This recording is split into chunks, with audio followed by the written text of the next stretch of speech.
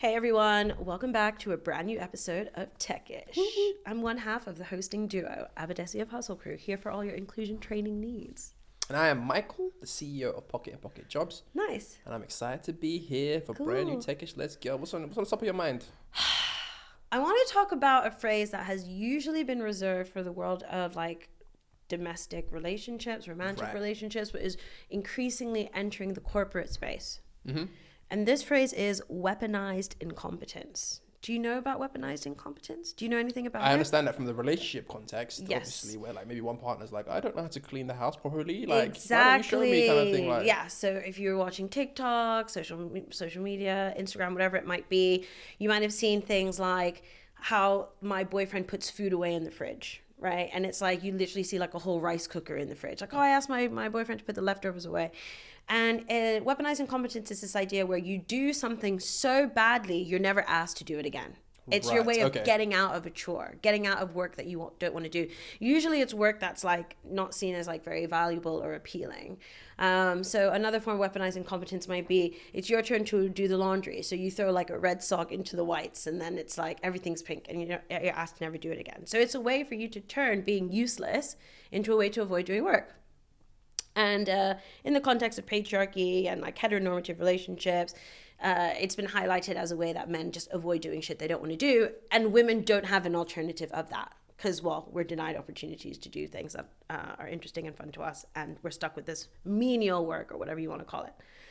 So how does this come into the world of corporates? Well, in 2020, there was an undeniable moment of reckoning following the tragic murders of people like George Floyd and Breonna Taylor, where white-dominated workplaces became very interested in anti-racism, right? They wanted to know, what does white privilege mean? Well, how can I be an ally? How can I use my privilege as power to make change? And a lot of progress was made.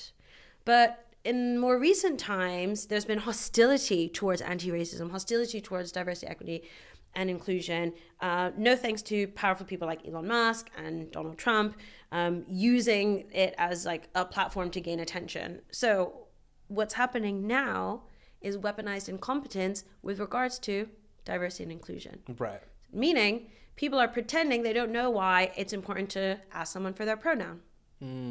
Or pretending that they don't know what privilege means or why diversity matters or why we can't say all lives matter. As if all the work that happened in 2020 and beyond never happened, never existed. So it's really important, in my opinion, for people to normalize conversations about weaponized incompetence so that when it's happening, they can call it out and challenge it. Right. If that makes sense. It makes complete sense. Actually, when you initially put this on the docket, I thought it was going somewhere else, where I thought you were going to say companies are saying, we rolled out a program for like DEI. Didn't work, so that's it. We're basically going to give up and throw that away, because I have seen that as somebody who that's also happening. Yeah, who provides like platforms for companies to hire like diverse talent. Like it might just be like, well, we put a budget to it, and all of a sudden, the team doesn't look like Wakanda, so we're gonna call it a day because actually we put in a little 5K and hold on, there's not results, where it's crazy overnight. Doesn't work, no point. So that is also a form of just like, because we did it incompetently, we're going to assume that therefore this doesn't work. This is not necessarily the direction that we want to go down. But I think, both ways, it absolutely is a truism. There's been so much regression, though. It's actually kind of crazy. What do you foresee then in terms of kind of like DEI or inclusion, whatever word is going to be used to kind of describe this kind of work going forward, next 18 months, possibly with a Trump election, possibly with, maybe, I don't know. What's your projections? Pessimistic, optimistic? I think it's really hard to undo the weaponization of a phrase. Like we're seeing it with other words too, like free speech and hate speech are becoming conflated, right? As a way for people to actually like fight against free speech or like views that challenge the status quo. We see it with phrases like Islamophobe and anti-Semite in the context woke of Gaza. Woke is now a woke, slur. what does woke even mean? I don't even know. So yeah, I think it's going to be really hard for us to like roll back on the weaponization of the phrase. I mean, people were blaming the Baltimore Bridge incident on diversity, equity, and inclusion. And the Boeing fuck ups with the plane door blew Yeah. up. It's because the pilot was black apparently, or because they're doing DEI training, not because of corporate greed and corporate shenanigans or whatever. Like, I mean, the scale of human ignorance is wild. That's very disturbing. Is it ignorance though, or are they just pretending to push an agenda? Weaponized incompetence. Yeah, it's not ignorance. They know. When you call somebody a DEI mayor, you know he's not a DEI mayor, but it's just a great catch-all phrase to represent something that you believe in. Yeah. That you want to push, a narrative that you want to push, right? Yeah. I don't think, they're not stupid. But I don't think it's going anywhere, right? Because you can't make people unsee greater rights and greater representation. You can't make people unsee that. And at the end of the day, what the pandemic, brought to us on a positive side was flexibility and freedom, and like a platform for many individuals to say what makes them feel productive, whether that's working from home, other adjustments, whatever it might be. Also, like, the fight for inclusion is something that we all benefit from. Your privilege changes as your life progresses. One day you're not a caregiver, suddenly you are.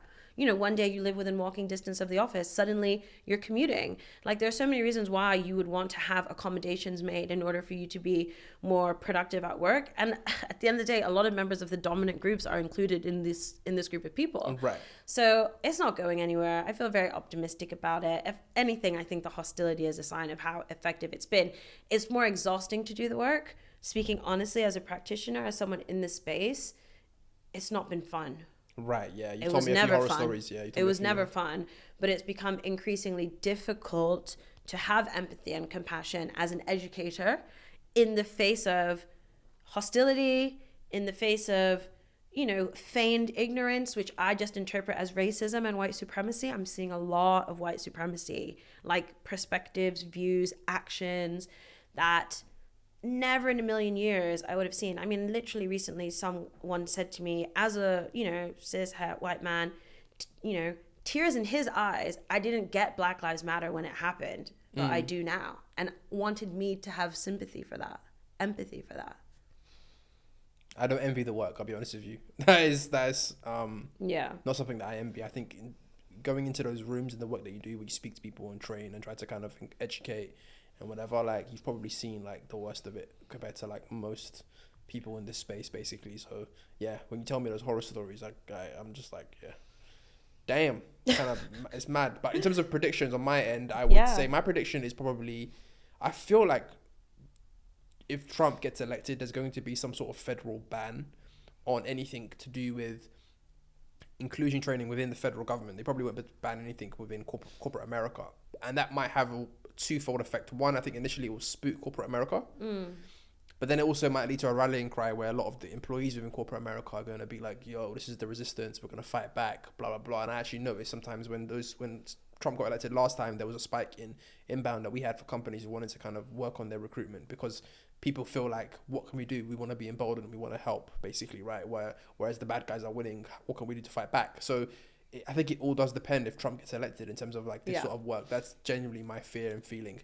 But let's see what happens. There's still a long way to go. Who knows? Maybe like Trump gets imprisoned or whatever the hell. Like, it could all be complete hypotheticals. It'll just be another name, right? Like, I've already seen so many companies that were like, homepage, anti-racism, diversity, equity, and inclusion, rebrand, like, cultural transformation, productivity, manager upskilling. Like, people have already started Trojan horsing it a little bit, you know what I mean? So I think like we might see more of that purely as a survival tactic. Do you think there's anything wrong with that though? No. As in, I'm talking about adapt and survive. Yeah. I mean, again, it totally depends on like your intentions and your impact. Would I ever remove inclusion from my mission? No. Right. Because it's so important to me and the origin story of Hustle Crew. I don't really ever see a reality where I could take that away. At the end of the day, I was feeling excluded. I was the only Black woman on that team. I was facing microaggressions, and in the absence of education and awareness, I suffered greatly. And I'd never want anyone else to go through that. And that's like the hill I'm choosing to die on for now. But yeah, if you do what it takes to survive, and if your customers don't want equity and inclusion, but they want cultural transformation or, communication, upskilling for managers, whatever it is, if it's still achieving the work of creating greater empathy and compassion, I'm all for it. Yeah, I think it's a strategy that as entrepreneurs, whatever industry you're in, like, how you brand and how you kind of position your work, even if the work and product is identical, How can many be so powerful. How many people are AI companies now pitching to you as a VC Yeah, scout 100%, who right. a year ago were not? I mean, that's a complete pivot though. I'm talking about like companies where the product is the same, but you're literally just like, you know, like you said, we're transformational, or like, you know, like we are going to, I don't know. You get what I'm saying, right? And I don't think there's necessarily anything wrong. How you position yourself is very, very important. And the kind of words and language that you use, words are powerful. Yeah. So on a separate note, since we last recorded in person, you've had a birthday, I've had a birthday. So Team Techish is now getting older. Yay. So, I mean, I know your public persona age is like 25, but I'll say my one for real. So I am what I look. So yeah, so I'm turning 36 now, and I think I did pause. This is the first birthday where I've paused, where I thought to myself, okay, wow, like, you know, I think in society, we've pushed the whole young adult thing as far as we can. I'll be honest with you. Like, it used to be like you're a teen, then you're an adult. Then it became like, okay, no, you're 28, you're baby, you're 28 years old, like still figuring things out. Like, and then even early 30s, I mean, you're still finding yourself. Come on, like, you know, KFC got founded when a guy was 50, man. Don't worry about it. Like, I think at this age now, where I'm probably out of the bounds of quote unquote young adult, where I'm firmly just an adult, and you know, even though nothing's materially changed, it just does make you pause. And I think I'm noticing a lot of things around me, people who are of a similar generation, similar age group, where those who probably haven't figured it out, haven't found their path, are really starting to struggle, really thinking to themselves, well, did I miss my window of trying the young adventurous thing? Because now at this age, I've got bills, mortgage, parents are getting older, stakes are higher. And I kind of think to myself, I'm proud of the fact that when I was in my early 20s, I acted like time was precious, and I ran towards my goals and I ran towards my dreams. I'm seeing people now who are like, yeah, they're figuring it out, and even though, listen, it's not the end of the world, you can still come back and do many amazing things in your late 30s and 40s and 50s. It's just like I'm seeing a lot of people perceiving that they've wasted a lot of youth, basically. And it's just what, like not taking risks? They didn't take enough risks. They didn't take enough risks, and now the bandwidth that they have to try to take risks is very, very low. Because they have more responsibilities. Children, mortgages, older parents, the bloody mortgage. Pressure. The bloody mortgage. Is anything I'm saying spiking something? Is it resonating? Or is it, I mean, I had this conversation with my friend where I was like, it definitely feels like we're the weirdest age we've ever been. And, you know, I'll speak on it from the perspective of being a woman. I always felt this ticking clock around having babies, honestly, where I was just like, okay, so I have a biological clock, apparently. People are telling you that you're a geriatric womb from the age of 35. And with that idea that, I'd like to be a mother someday, I felt that I had to achieve everything that I wanted to achieve career-wise and financially before that moment came, because that, in a way, was like the nail in the coffin of my career, of my, economic potential. And I saw no evidence to the contrary. If anything, I felt that I was being spoon-fed either from successful women who had made those sacrifices, like, this is why I didn't have kids, or this is why I'm in a lower paid job than the guys I graduated with, whatever it is. I just saw story after story that was like, you have X years to achieve what you want to do, and then you take what you can get. Was that relayed to you, or was that something that you took from the world? Both. Interesting. Both. Like I said, like actual women telling me these things, right, as well as reading it in the data and reading it in the studies. So it is really difficult to break out of societal expectations of your gender role, and I appreciate that applies like both ways. But I definitely think, it's difficult to be a woman in your 30s, because no matter what you do, you feel like you're doing something wrong. Yeah. Right? Yeah. So if you've chosen the career, then you feel like you've sacrificed the relationships, whether that's marriage, whether that's friendships, whether that's, motherhood. If you've chosen motherhood, then you feel like you've let the feminist down by not staying in the rat race, by not, fighting with the boys or against the boys, and like trying to like get the board seat and get the exec positions. I mean, if you've just been like sitting around bohemian life, you'll also start to feel like a failure because you don't have the savings that other people do, or you haven't gotten the property ladder, or whatever it might be. So it's super hard as you get older to feel successful through that external validation lens, which is hard to escape, right? And I see so many varying degrees of progress across personal and professional at this age. I have friends who are still looking for the person to settle down with. I have friends who found that person and are now divorcing them. I have friends who are with that person trying maybe to have babies and struggling. Friends who don't want babies, friends who have babies and are struggling. And then, in the career side, I have friends who've got to the top of the ladder and are like, I don't actually want to be here. Yep, that's facts. Oh, snap. What do I do? Friends who are literally starting from zero because they're like, I've actually found my purpose as I approach my 4th, 5th decade, whatever it is. So it's a wild ride. It's a wild time. And for sure, childhood is over. But at the same time, what a privilege that our childhood / adolescence / coming of age has lasted so long. That too, and obviously because I know my parents did not last this long. That too, and also some people didn't make it to this age full stop in terms of surviving and existing. So Speak on it. So we gotta be grateful for that sense. Let's not throw luck and fate away. But what I was going to say is, it feels like at this age, everyone's life choices is almost a direct judgment of somebody else's life choices.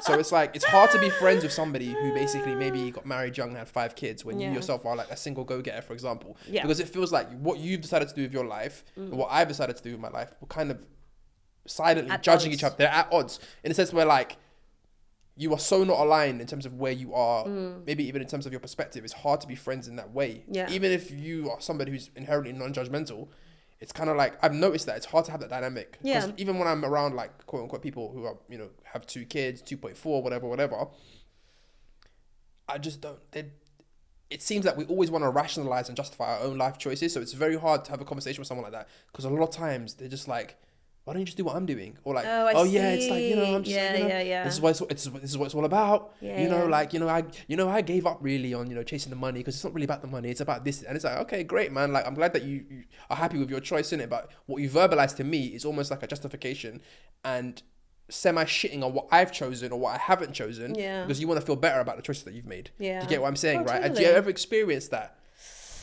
Or am I just around some petty ass people? Yeah, sorry, dude. I mean, speaking bluntly, I don't have people in my life that I would entertain those kinds of comments from. Interesting. That's good though. I'm very mindful of the people I spend time with because, I've been through a lot and I've learned the hard way. To put it simply, happiness is a choice. And if you want to be happy with your life, you have to choose carefully the people that you have in it and choose who you listen to and choose who you give attention to. And even the people in my life who, I went to an all-girls school, so most of my friends are women. And even the people who I'm close to who are literally what you would describe as a stay-at-home mom as a job, they're very supportive of the work that I do, and they're not, judgmental, and they have a lot of empathy and compassion for my stress, and no one's ever trying to talk me out of it. So yeah, thankfully I don't have petty friends. No petty friends. It's interesting. Yeah, I don't know. Shout out to petty friends. Anything else? And what else has been happening really and truly with you? Put you on the spot. Yeah. What, in my work? Yeah, okay. Yeah, sure. So what's happening at work? I mean, I feel like I've already touched on it. It's a hard time to be doing diversity, equity, and inclusion work, for real. And it's interesting because you would think that it's only people affected by the problem who are sad about the fact that things aren't going so well. But the reality is everyone misses the period of work when people mattered. Right. And at the moment, it's just too much to focus on numbers and the bottom line, and everyone feels burned out. Yeah. Managers feel burned out. Their direct reports feel burned out. Dude, even heads of departments, VPs, SVPs reporting to the CEO feel burned out. Shoot, maybe even the CEOs reporting into the board feel. I don't know who's happy. Yeah, it's true. Maybe board members are happy. Shareholders, maybe. But I sense this deep, deep sense of fatigue. And I see it even from my most privileged entrepreneurs and most privileged friends. And I think the honeymoon that we enjoyed throughout 2020 and then even into 2021, ironically, while a pandemic is going on, is well and truly over. All the macro conditions, and the economic conditions, friggin' when are interest rates coming down? When are people going to be ready to spend again? All that kind of stuff is really compounding. And if I look at our landscape, a lot of companies have not made it. And I do genuinely like worry about the long-term impact on society. I think we will be okay at Hustle Crew because we've got runway and our team is much leaner than it used to be. So if our market's smaller than it used to be, we'll survive. But, you know, I can't predict the future and it's hard to tell. How have things been with you? Yeah, business-wise, it's been okay, surprisingly. It's interesting because I've basically been considering like hiring like overseas. Basically, I know I talked to you about this, right? Like, interesting. And just hiring because, like, unfortunately, in our kind of sector, it's not as kind of generous as it once was, to be polite, right? So like, you're thinking, oh, we do need help, but the reality is, can I afford another kind of like London-based, you know, American-based person? I probably can't. So maybe I should look for kind of overseas. But I've been conflicted about it because obviously ethically you feel like it feels a bit icky. You're basically saying to yourself like, let me go get somebody who's cheaper, basically. But as a business owner, you're also just like, well, like it makes sense, right? And obviously it's still a job to somebody. Like in their market, the salary is, you know, good, right? I'm going to pay them above market from where they're based. But I don't think I'm alone in this. So actually now Google was reported at the time when we recorded to be like laying off people in the US, which is not what I've done, but I've had open vacancies that I'm now looking for overseas. But they've directly laid off US based people, and now they're looking to hire in India and Mexico. Wow. I do think this is a trend that you're going to see more of, I'll be honest with you. Interesting. I think companies are going to be like, I mean, to be fair, London already is that to the US in many ways. This is an English-speaking country, good educated people. You can offer somebody here like 90,000 a year, and you'll get somebody who's really, really good. But in the US, 90,000, you know, it's still very much entry level. Like, because I know people that have worked at US tech companies getting paid 90, but the person who is their counterpart in the US is getting paid 150, 160, 170. And when they start kind of trying to negotiate for a price rise or a pay increase, it's almost like, bruh, don't you know why you're here? Like, we brought you here because that's, you know what I'm saying? Because we can pay you 90, not so we can pay you comparable to the person who's based in the States unless you demonstrate that value. So I think it's getting more and more common, unfortunately. But how is that going to impact the political landscape? Because like traditionally, there's a sense that, you know, big tech likes small government or like a conservative government because they don't want to be regulated. No regulation. They don't want to pay taxes. They love keeping money in random offshore places where the government's not sniffing around to find it. But that also comes with a very xenophobic approach to migration and migrant workers, right? Right. But under this narrative and this approach, these same companies are now actually going to have to fight for, you know, migrant workers' rights and try to push for immigration policies that make it easier for overseas workers to either work for them remotely or like come work for them in the US. Corporations are amoral machines that go towards profit. So corporations are not necessarily like either conservative or liberal. So for example, like you'll often see like Coca-Cola having adverts that are super progressive, where you'll see like Muslims, Muslim people, LGBTQ people. And I remember being younger and thinking to myself like, damn, like why are they so progressive? But it's like, yo, the Middle East has money. Arab people have money. Middle East Muslims have money. LGBTQ people have money. So let's speak and you know, target them basically. It's not because follow the money. Follow the money. So, you know what I'm saying? So corporations are not necessarily like moral agents in a sense where like they like this, they like that. No, it's what they like, whatever makes them money. So, but obviously there are people who align themselves with that right-wing perspective who might have hardline views on immigration. So how like right-wing parties kind of square that circle, I don't know, because that is an inherent contradiction. Where a lot of people on the right probably are like very nationalistic. They want employment within their country, but they also want low taxes, and they got to align themselves with corporations who want those things. But corporations also wouldn't mind open borders because then they can get the lowest cost labor as much as possible. The Koch brothers, who are like the super right-wing mega donor billionaires, they themselves have like pushed for open borders, which is not what the Republican Party, Trump aligned people would want. So there's definitely like, just like on the left, there's coalitions of people with different interests who are probably more pro one thing versus the other, like, and it's a nuanced thing. But I think what's happened over the last kind of like 10 years of tech basically is that like it's been a good ride, and a lot of people have got paid a lot of money, and I think a lot of companies now 10 years, more like 20 years. I guess since essentially the last crash. I mean, let's think about Google now probably is facing the stress of generative AI, LLMs, blah blah blah. The future is probably not as certain, where they once had a search engine that was essentially a guaranteed cash cow forever. It's not that anymore. Who knows what, you know, I think OpenAI is now launching their own search engine to compete directly with Google. So it's still going to be a great company, but is it a place where they can just guarantee everyone, yeah, you're going to get 500K comp guaranteed, or are we going to go to Mexico and say we can get somebody and pay them 100K comp, which is still great, including stock, including thing, and it's going to be someone of comparable talent? Because don't get it twisted, the brains and intelligence of the world is not all located in 2 or 3 countries. There are some super smart people in all over the world who would clean the clocks with most of us here. And the only thing that stops them from, getting earning a lot of money is the fact of where they're based. Like, I think opportunity. So like the bus driver in Passport Sweden. privilege. Yeah, the bus driver in Sweden gets paid 17 times the bus driver in India, but the bus driver in Sweden is not 17 times better. In fact, the bus driver in India is better because they have probably worse roads. Yeah. You get what I'm saying? So where you are born is really that lottery. But obviously, as somebody who is in the West, who cares about the masses of people within the West, obviously, if we did just let it rip and let everyone compete for everything, it would just have an equalizing effect where people would all trend towards the bottom or the middle bottom, right? Yeah. Which is not good. So, yeah, it's going to get messy. I don't know. But I can see a lot more companies following suit, I'll be honest with you.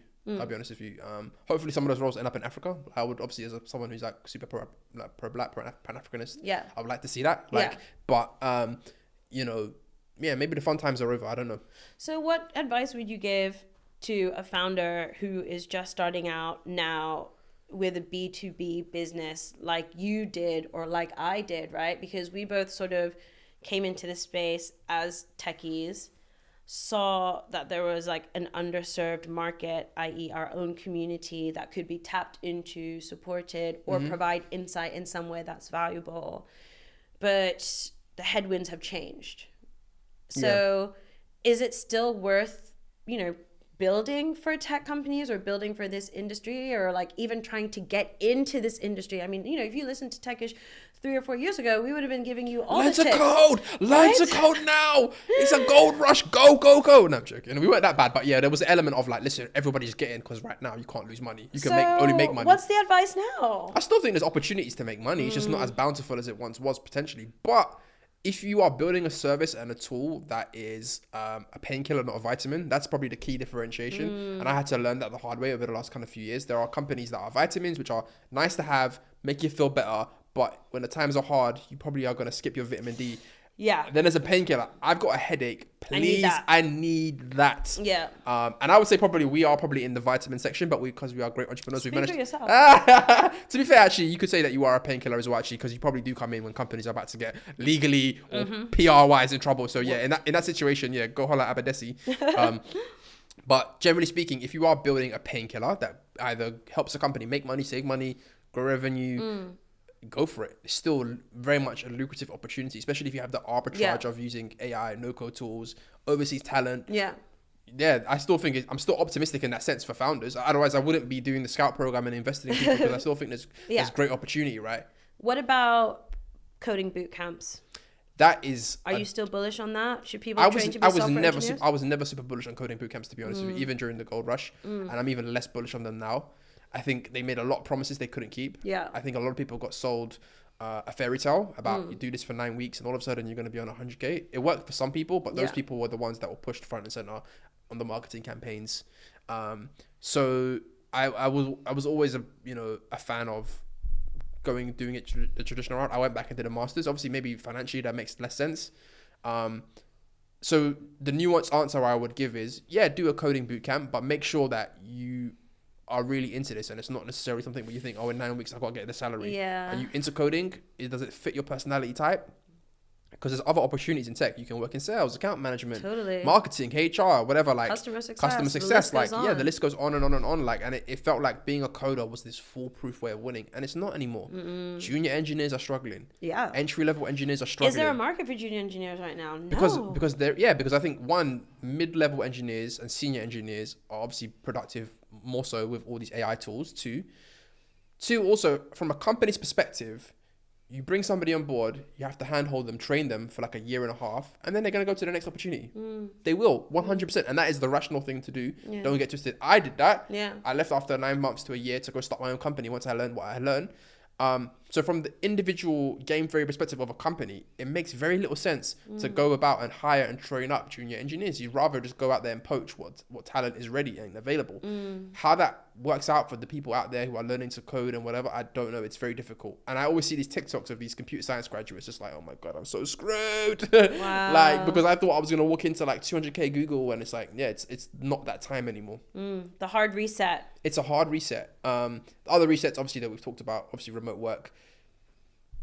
Do you think it's coming back in a sense where we'll ever have that full-term remote work, you know, everyone can expect 9 to 5 at home? Or is it now kind of one of those things where it's now probably the only reserved for maybe super high level talent, lucky people, certain companies, certain industries? It'll be back. It'll be back when the leases run out. It'll be back. Yeah. The only reason company, like, I hear stories of people, you know, who have been able to break their lease just giving them up. I think it's only the companies who are really locked in and have that sunk cost fallacy who are kind of like, let's get people back in.